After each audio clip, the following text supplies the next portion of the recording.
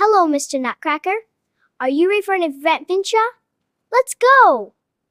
1904. Portrait discovered. Experts shocked when zooming in on the toy. The photograph arrived at the Massachusetts Historical Preservation Society on a Wednesday morning in late October, delivered in a padded envelope with no return address. Claire Davidson, the Society's chief conservator, found it on her desk with a brief typed note, found in the attic of a house being demolished in Dorchester. Thought it might be of historical interest. At 39, Claire had restored countless Victorian-era photographs, but this one made her pause the moment she removed it from its protective sleeve. The image showed a boy of perhaps 7 or 8 years old, seated in an ornate chair that seemed too large for his small frame. He wore a dark velvet suit with a pristine white collar, his hair carefully combed and parted. In his lap, he held a tin soldier, painted in brilliant reds and blues, the kind of toy that would have been expensive in 1904. But something was profoundly wrong with the composition. The boy sat perfectly still, too still for a child of that age who would have struggled to remain motionless during the long exposure times required by early 20th century cameras. His posture was rigid, almost unnaturally so, his back straight against the chair, his hands positioned with careful precision around the toy soldier. Claire adjusted her magnifying lamp and leaned closer. The boy's face was the most disturbing element.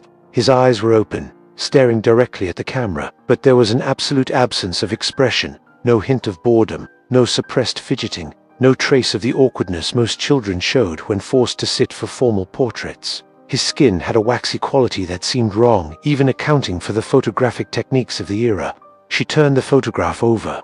On the reverse, in faded ink, someone had written, "William, aged 7 years, April 1904, gone to the angels, forever in our hearts." Claire's breath caught. She turned the photograph back over, studying the boy's face again with new understanding. The perfect stillness, the waxy complexion, the absolute absence of life in those open eyes. This wasn't a portrait of a living child. This was a post-mortem photograph, a memorial image of a dead boy arranged to appear as if he were merely sleeping or resting.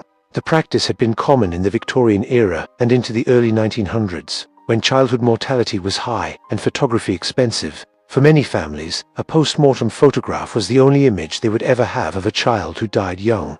But this photograph felt different somehow, more staged, more deliberate in its composition. And then there was the toy soldier, pristine, perfectly painted, positioned carefully in the dead child's hands. Why that particular toy? Why the elaborate staging?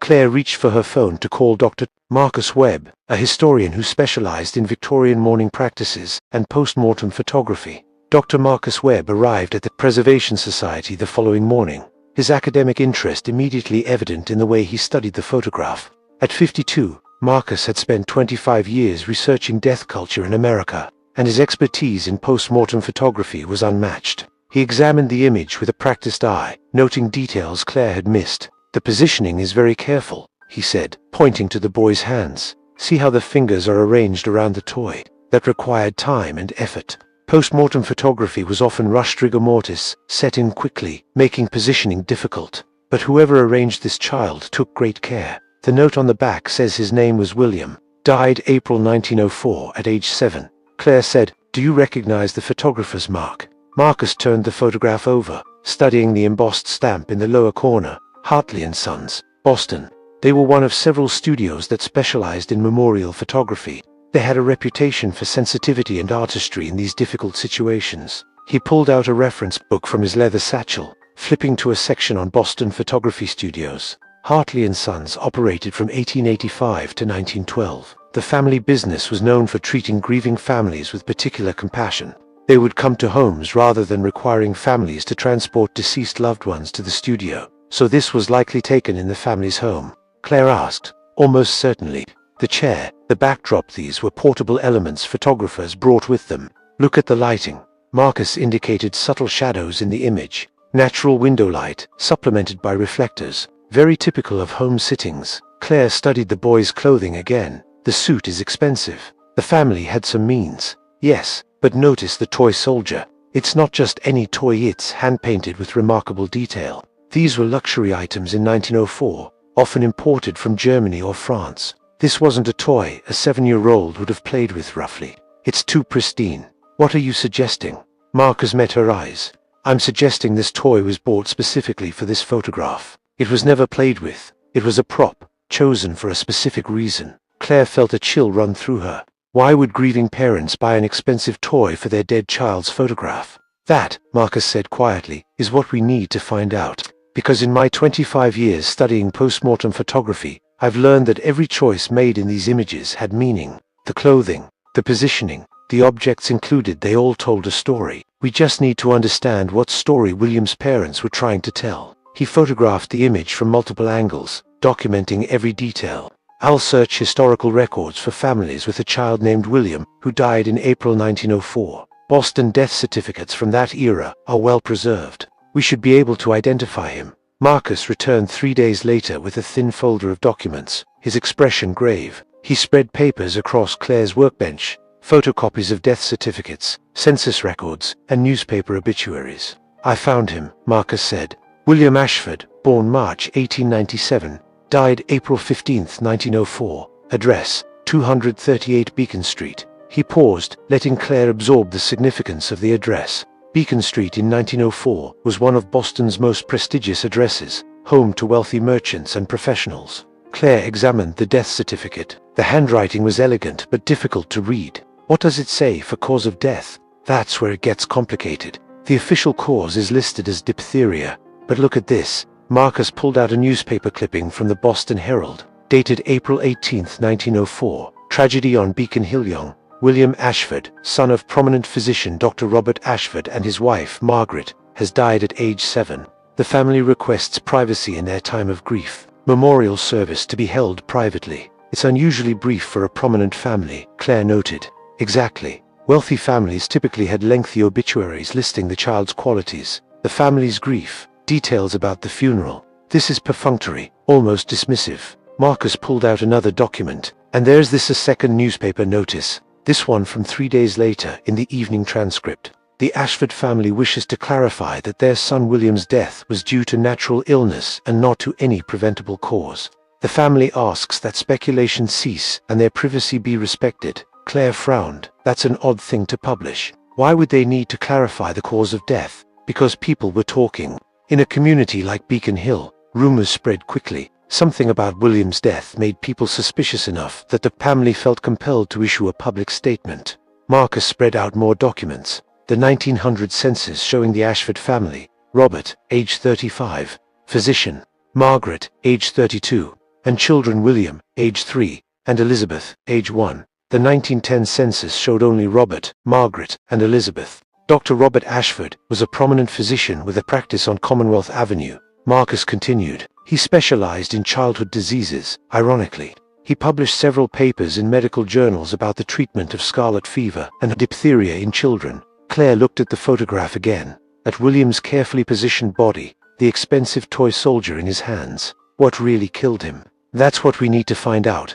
Diphtheria is possible. It was a common childhood killer in that era. But the family's defensive statements, the rushed obituary, the lack of detail suggest there's more to the story. Marcus pulled out one final document. I found this in the society pages from March 1904, 1 month before William died. It's a notice about a birthday party. Master William Ashford celebrated his 7th birthday with a party attended by children from Boston's finest families. The boy was described as healthy and spirited in March, dead in April, Claire said quietly. Claire contacted the Museum of Childhood in London, sending high-resolution images of the toy soldier William held in the photograph. She received a response 2 days later from Dr. Helena Fisher, a curator specializing in antique toys. Dr. Fisher's email was detailed and enlightening. The soldier in your photograph is a Loucourt figure, manufactured in Paris circa 1900 to 1904. These were premium collectible pieces, hand-painted with exceptional detail.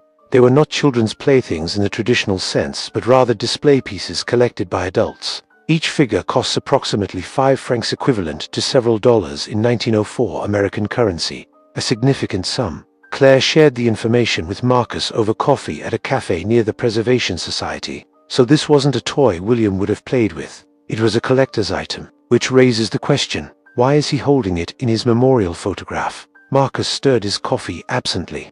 I've been thinking about the symbolism. In Victorian and Edwardian memorial photography, every object had meaning. Flowers represented mourning, Bibles represented faith, personal items represented the deceased's interests or achievements. What would a toy soldier represent? Typically, valor, duty, standing at attention, military virtues. But for a 7-year-old boy, Marcus shook his head. It's an unusual choice. Most children who died young were photographed with toys. They actually played with dolls, hobby horses, toy trains, things that represented their childhood. Claire pulled up the photograph on her laptop. Look at how his hands are positioned. They're not naturally holding the toy. They're arranged around it, almost presenting it to the camera. Marcus leaned closer to the screen. You're right. This isn't Here's William with his favorite toy.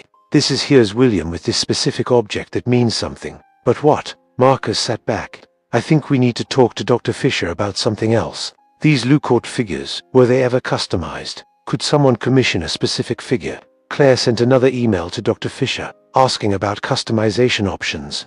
The response came within hours. Yes, Lucourt occasionally created custom figures for wealthy clients. These might depict specific regiments, historical figures, or even portraits of individuals, transformed into military figures. Such commissions were rare and extremely expensive. Do you have reason to believe the figure in your photograph might be customized? Claire zoomed in on the photograph as far as the resolution allowed, studying the toy soldier's face. The paint was too small, the image too old, to make out clear features, but there was something about the proportions, the positioning. Marcus, she said slowly, what if this soldier isn't just any figure? What if it's meant to represent William himself?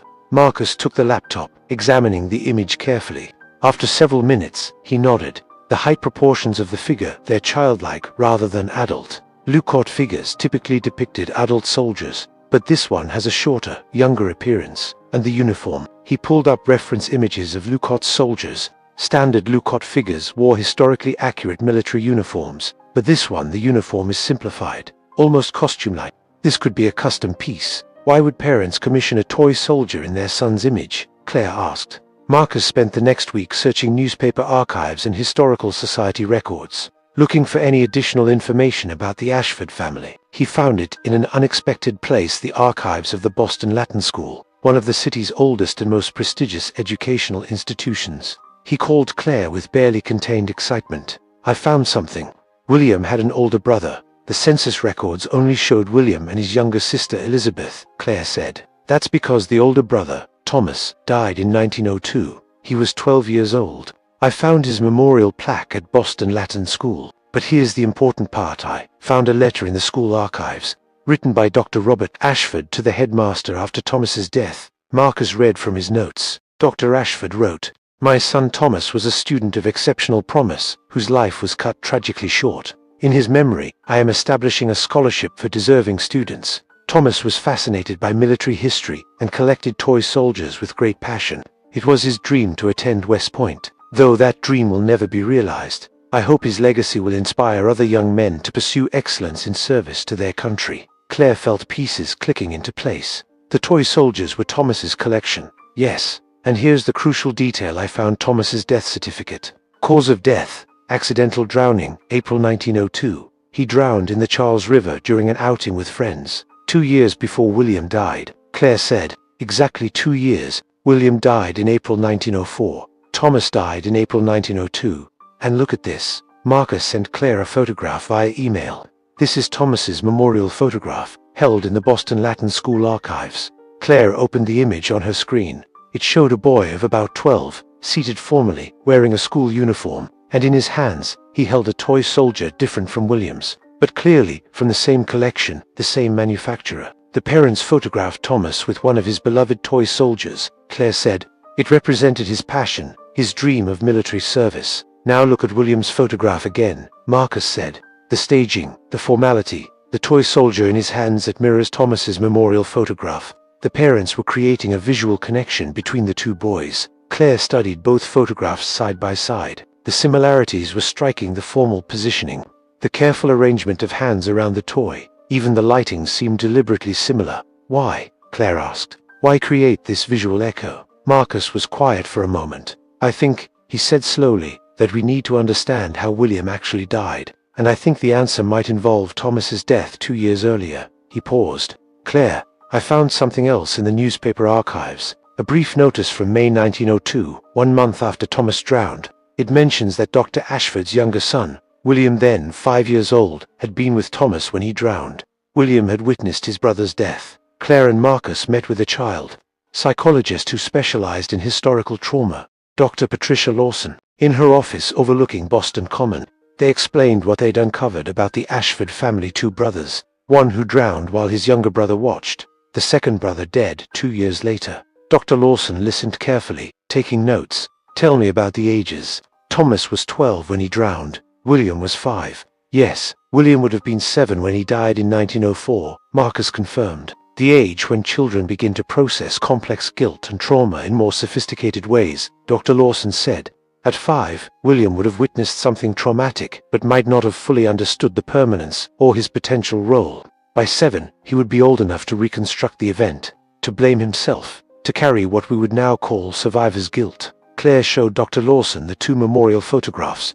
Thomas with his toy soldier, William posed in an eerily similar manner. The parents seem to have deliberately created this visual connection between the 2 boys. "What does that suggest to you?" Dr. Lawson studied the images for several minutes. In the early 1900s, grief psychology was in its infancy. Freud was just beginning to publish his theories. Most people processed grief through religion and social convention. The death of a child was tragically common, but the death of 2 children in one family, that was devastating. She pointed to William's photograph. The staging of this image tells a story. By posing William the same way as Thomas, with a toy soldier from Thomas's collection, the parents were creating a narrative. They were saying, "Our boys are together now. William has joined his brother." "But why the military symbolism?" Claire asked. "Why toy soldiers for both boys?" "Soldiers stand at attention, follow orders, do their duty. There's a sense of honor and sacrifice in military imagery. If Thomas's death was accidental, and especially if William witnessed it, the family might have wanted to reframe both deaths as somehow meaningful or honorable rather than senseless tragedies." Marcus pulled out his notes. The official cause of William's death was diphtheria, but the family published those strange defensive statements in the newspapers, insisting his death was from natural illness and not from any preventable cause. That phrasing is very specific. Dr. Lawson's expression became more serious. "You're wondering if William's death wasn't entirely from disease?" "I'm wondering," Marcus said carefully, "if a 7-year-old boy carrying 2 years of guilt about his brother's drowning might have found his own way to join his brother. Children that age don't typically succeed at self-harm, but with the right circumstances... "You're suggesting suicide," Claire said, her voice barely above a whisper. "I'm suggesting that diphtheria is a convenient diagnosis that covers many symptoms. And I'm suggesting that a prominent physician father would have both the means and the strong motivation to ensure his son's death was recorded as natural illness rather than something that would bring scandal to the family." Marcus submitted a formal research request to access historical medical records at Boston City Hospital, where Dr. Robert Ashford had held privileges in 1904. After weeks of bureaucratic navigation, he received permission to examine non-patient specific documents from the pediatric ward. He found what he was looking for in the hospital's administrative records: a notation that Dr. Ashford had requested a private consultation room in April 1904 for family medical matter.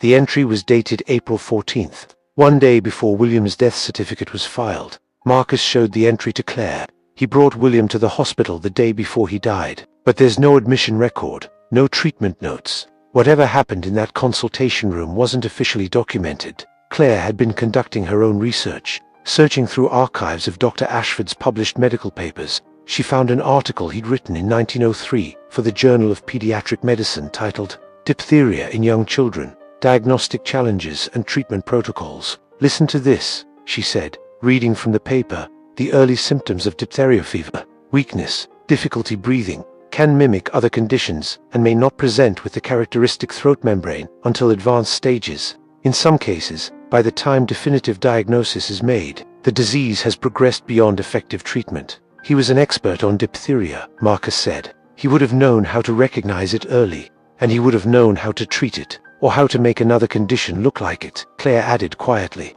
They sat in silence, both understanding the implication. If William had done something to harm himself, perhaps in a child's confused attempt to be with his brother, perhaps accidentally in a game gone wrong, Dr. Ashford would have faced an impossible choice. Suicide was not only a mortal sin in 1904, but also a cause for scandal that would have destroyed the family's social standing and his medical reputation. Marcus found another documented letter from Dr. Ashford to the headmaster of a private school, dated June 1904, 2 months after William's death. I am writing to withdraw Elizabeth's enrollment for the coming term. My wife and I have decided to relocate to New York, where I have accepted a position at Presbyterian Hospital. The memories in Boston have become too difficult to bear. We hope a fresh start will allow our family to heal. They left Boston, Claire said, ran from the memories, the questions, the guilt. Marcus traced the family through census records. The 1910 census showed them in New York City: Robert, Margaret, and Elizabeth. Robert's occupation was still listed as physician, but his specialty had changed from pediatrics to general practice. He never published another medical paper. He couldn't treat children anymore, Marcus said. He'd lost 2 sons, and whether William's death was from illness or something else, Dr. Ashford would have blamed himself. Every sick child he saw would have been a reminder. They found Robert Ashford's obituary from 1923. Dr. Robert Ashford, age 58, died of heart failure at his home in Manhattan. He is survived by his wife Margaret and daughter Elizabeth. Dr. Ashford was known for his early work in pediatric medicine, but had spent recent years in general practice. The family requests that in lieu of flowers, donations be made to the American Diphtheria Prevention Fund. Claire located Elizabeth Ashford through genealogical records. She had married in 1918, becoming Elizabeth Hartwell, and lived until 1967. Her obituary listed surviving children and grandchildren. Claire managed to contact one of Elizabeth's granddaughters, Rebecca Hartwell, who lived in Cambridge. Rebecca, a woman in her 60s, agreed to meet at a coffee shop in Harvard Square. She brought with her a small cardboard box containing family photographs and documents. My grandmother rarely talked about her childhood, Rebecca said, opening the box carefully. She lost both her brothers when she was young. I think it haunted her entire life. She was only 3 when Thomas drowned, and 5 when William died. She had almost no memory of them. Rebecca pulled out a photograph, a formal family portrait from around 1901, showing Dr. and Mrs. Ashford with 3 children. Thomas stood behind his parents, already showing the height of early adolescence. William, about 4 years old, sat on his mother's lap. Little Elizabeth, barely a toddler, was held by her father. Grandmother said her mother never recovered from losing the boys. Margaret Ashford became very fragile, very protective of Elizabeth. She barely let her out of sight. Claire and Marcus explained their research, carefully navigating the sensitive question of how William actually died. Rebecca listened without interruption, her expression growing more troubled. "I need to show you something," Rebecca said finally. She pulled out an envelope from the bottom of the box. "I found this among grandmother's papers after she died. It's a letter she wrote but never sent. I don't know who it was meant for, maybe a therapist, maybe just herself. It's dated 1965, 2 years before she died." She handed the letter to Claire, who read it aloud quietly. "I was only 5 years old when William died, and for most of my life I remembered nothing about it. But as I've gotten older, fragments have emerged, not clear memories but impressions, feelings. I remember William being sad all the time after Thomas drowned. I remember him crying at night. I remember him saying he wished he could swim like Thomas, that he wished he'd been able to save him. Mother tried to comfort him, but father was distant, consumed by guilt I didn't understand. And then William got sick. Or did he? The memories are confused. I remember father carrying William to his study and locking the door. I remember mother crying in her bedroom. I remember hushed voices and the smell of medicine. And then William was gone. Father said he'd been sick with diphtheria, that it had taken him quickly. But I think I remember father saying to mother late one night, I had no choice. He had taken too much. It was already too late. I was 5 years old. I didn't understand then. I'm not sure I understand now. But I've always wondered, did William die of disease? Or did he find the medicine cabinet and make a child's terrible mistake? And did father, rather than call for help, make the decision to let him go? To spare the family the scandal, and William the horror of having his stomach pumped, of being labeled a suicide? I'll never know the truth. But I've carried this weight my entire life, the knowledge that something was wrong with William's death, that my parents hid something, that my family was built on a lie told to protect us from shame. The coffee shop seemed very quiet when Claire finished reading. Rebecca wiped tears from her eyes. Grandmother never sent that letter, never spoke these thoughts aloud, but she kept the letter, hidden in her papers, waiting to be found. "Do you believe William's death was an accident?" Marcus asked gently. "I don't know," Rebecca said, "but I believe my grandmother's memories, and I believe Dr. Ashford made a choice that night. Whatever happened, however much responsibility he bore, he decided the family's reputation mattered more than the truth." Marcus and Claire met one final time at the Preservation Society, sitting before the photograph of William that had started their investigation. They now knew, or believed, They knew the truth behind the image. William Ashford, 7 years old, dead from either diphtheria or from an accidental overdose of medicine his father may have allowed to become fatal rather than risk the scandal of treatment. Photographed in death, holding a toy soldier from his dead brother's collection, posed to mirror his brother's memorial portrait, staged to suggest he had honorably joined Thomas rather than died from guilt, grief, and possibly his own confused actions. The toy soldier was a symbol, Claire said, a visual language saying, both boys were brave, both stood at attention, both served their duty even in death, and it protected the family narrative. Marcus added, no one looking at these memorial photographs would question the deaths. 2 tragic losses, yes, but framed as honorable, almost noble. The military symbolism elevated their deaths above mere accident, or God forbid, in 1904. Suicide. Claire looked at William's face again, that perfect stillness, the eyes open but empty, the small hands arranged around the painted soldier. He was 7 years old.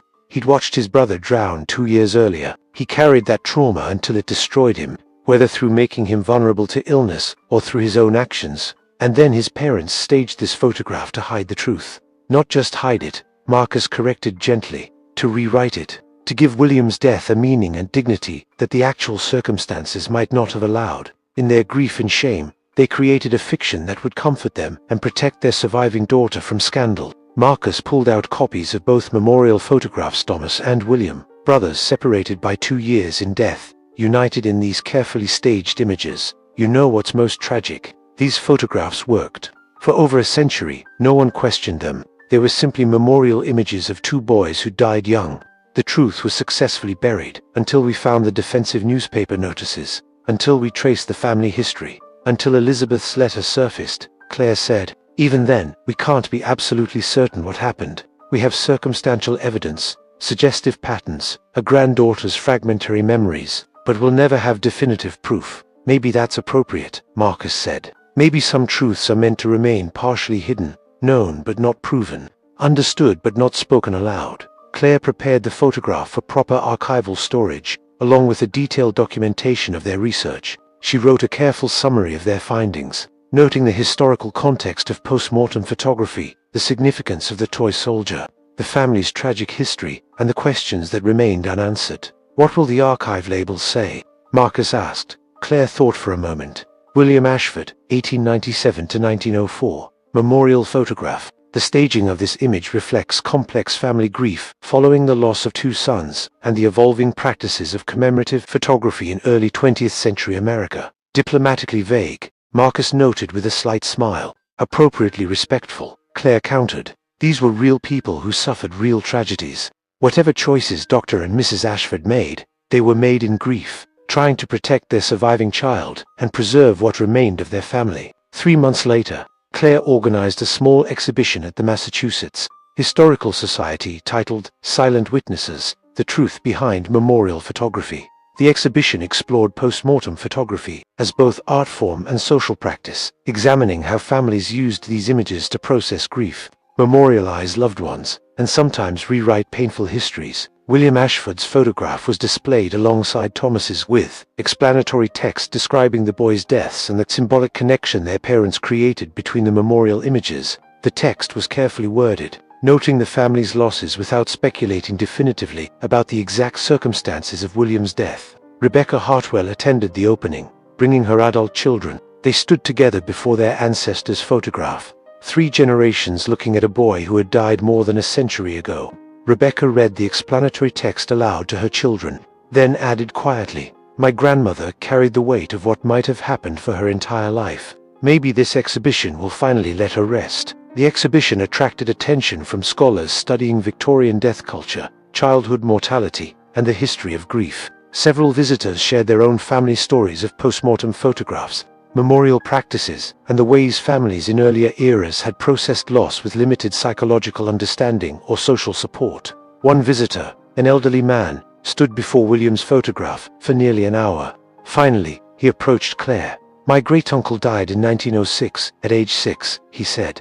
"My family has a similar photograph. He's dressed in his Sunday best, holding a book. For my entire life, we believed he was alive in that photograph, just sitting very still. But looking at your exhibition, I realize he was already gone. It explains why we never talked about him, why the photograph was kept hidden in a drawer rather than displayed. The shame wasn't about his death, it was about how we chose to remember him. Creating a fiction rather than accepting the truth. Claire watched visitors move through the exhibition, seeing recognition on their faces as they connected historical practices to their own family stories. The boundary between the living and dead had been much more porous in earlier eras. Families kept bodies in their homes, photographed deceased loved ones, created elaborate mourning rituals. Modern sensibilities found these practices morbid, but for people living with high childhood mortality and limited medical intervention, they were necessary tools for processing grief. Marcus joined Claire near the end of the exhibition's first day. "You've done something important here," he said. "You've restored context and dignity to these images. People can look at William's photograph now and understand the full story, the tragedy, yes, but also the love that led his parents to create this memorial. However problematic their choices might seem from our modern perspective." Claire looked at William's photograph one last time before the exhibition closed for the evening. The toy soldier in his hands, the careful positioning meant to echo his brother's portrait, the elaborate staging designed to transform tragedy into something more bearable of it, spoke to the universal human need to find meaning in loss, to create narratives that help us survive grief. "The truth is macabre," Claire said softly. "A child dead, possibly by his own hand, either accidentally or intentionally, in the aftermath of witnessing his brother's drowning. Parents who may have prioritized reputation over transparency. A family fractured by loss and shame. But the truth is also deeply human," Marcus added. "People doing their best to survive unimaginable pain, making choices we might not agree with but can perhaps understand. The photograph is macabre, yes, but it's also evidence of how love persists even in the darkest circumstances. How families try to protect each other. How we create stories that allow us to keep living after the unbearable happens." The exhibition ran for 6 weeks. William Ashford's photograph, which had arrived anonymously in a padded envelope, was now properly contextualized and preserved, its story told as completely as historical evidence allowed. The truth behind the image was more tragic and complex than anyone had imagined when they first looked at a boy holding a toy soldier. But perhaps that's always true with photographs. They show us surfaces while hiding depths, preserving moments while concealing contexts, offering evidence while protecting secrets. William's photograph had kept its secrets for 120 years. Now, finally, someone had listened to what it was trying to say, not just about a boy's death, but about a family's grief, a father's impossible choices, and the lengths people will go to protect those they love, even after death. The toy soldier remained forever in William's hands, a symbol whose meaning had transformed over a century from military valor to fraternal connection, to evidence of family tragedy, to, finally, a reminder that historical truth is always more complicated, more human, and more heartbreaking than the stories we tell ourselves.